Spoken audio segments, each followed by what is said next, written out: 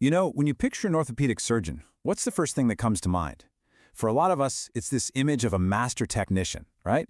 Someone with incredible skill, fixing broken bones, replacing joints.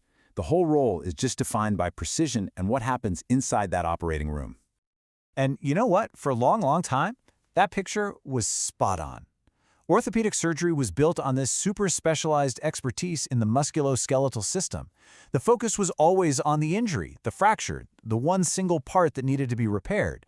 But in the world we live in today, that very narrow focus, well, it's being seriously challenged. So, let's just think about this for a second. What happens when the patient with that broken hip is also trying to manage diabetes and heart disease? Or what about when systemic issues, things totally outside the hospital, stop a patient from even getting the surgery they need? All of a sudden, that surgeon's world gets a whole lot bigger than the four walls of the OR. So today, we're going to explore how the role of the orthopedic surgeon is being completely redefined. We'll look at the pressures that are really straining that old model, this big identity shift toward becoming a specialist generalist, the new skills they need, and what all of this really means for the surgeon of tomorrow.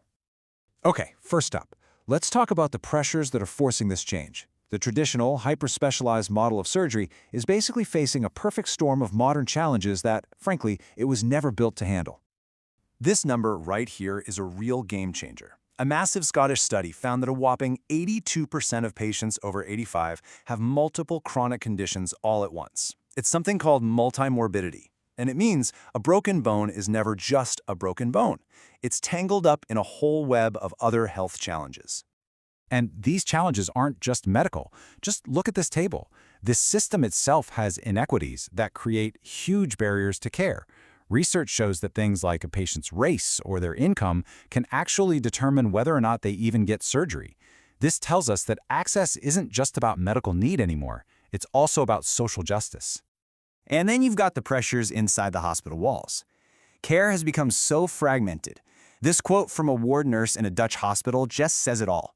You've got these strict hierarchies, these super fast rounds, and they can completely sideline crucial perspectives, like from the nurses, who often know the patient's whole story. And when communication breaks down, patient care can break down right along with it. And get this, the pressure isn't just about patient health, it's about planetary health.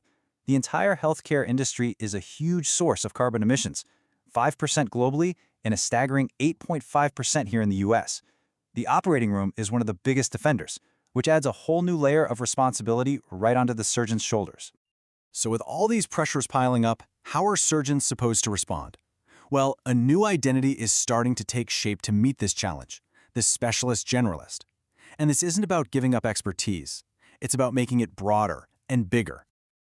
The Royal Australasian College of Surgeons actually calls generalism a philosophy of care.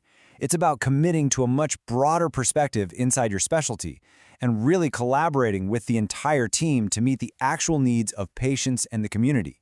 It's about seeing the whole forest, not just one single tree. And right here, you can see the difference laid out so clearly. The traditional specialist, they master one technical domain. But the specialist generalist manages the entire patient, understands all their complex health issues, and leads a whole interdisciplinary team. It's a huge shift from being a technician to becoming a true clinical leader.